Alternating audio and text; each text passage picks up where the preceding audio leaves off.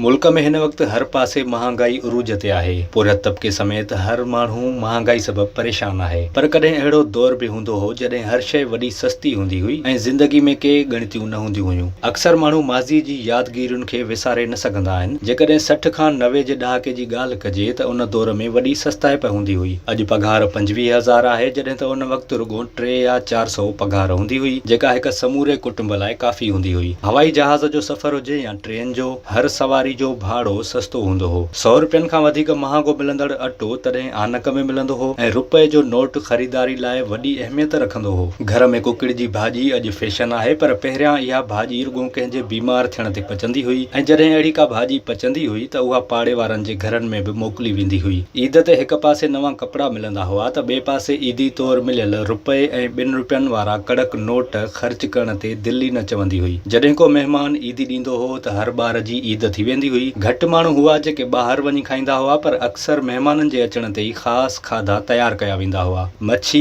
पली, बीह, साग ऐं ॿिया ताम पचाए महिमाननि जी दावत कई वेंदी हुई। मोकलुनि जे ॾींहनि में माण्हू पंहिंजे माइटनि वटि तरसण वेंदा हुआ ऐं वेझड़ायूं वधंदियूं रहंदियूं हुयूं। हिक घर में शादी थींदी हुई त सॼो ॻोठ तयारियुनि में रहंदो हो ऐं कंहिं फोतगी थियण ते ॻोठ जा माण्हू सभु इंतज़ाम कंदा हुआ ऐं कंहिं ते को भार न पवण ॾींदा हुआ। औरतूं सोशल मीडिया खां अॻु पंहिंजा घर सिंगारण में रुधल रहंदियूं हुयूं। ॿारनि जा कपिड़ा सिबण, भर्थ भरण, तॾा ठाहिण समेत ॿिया हुनर आम हुआ। गर्मियुनि में नींगरनि जी टिकण कराई वेंदी हुई ऐं छोकरनि जा हिक जहिड़ा कपिड़ा पाइण बि आम हूंदो हो। स्कूली शागिर्द हमेशा नारंगी रंग जी वर्दी में स्कूल वेंदे नज़र ईंदा हुआ, जॾहिं त रांदियुनि जूं सरगर्मियूं जीअं मल्ह, कोॾी कोॾी ॾिकी ॾकर, वॉलीबॉल, वंझ वटी, फिर सोटो, सट कुट ऐं अख बूट खेॾियूं वेंदियूं हुयूं।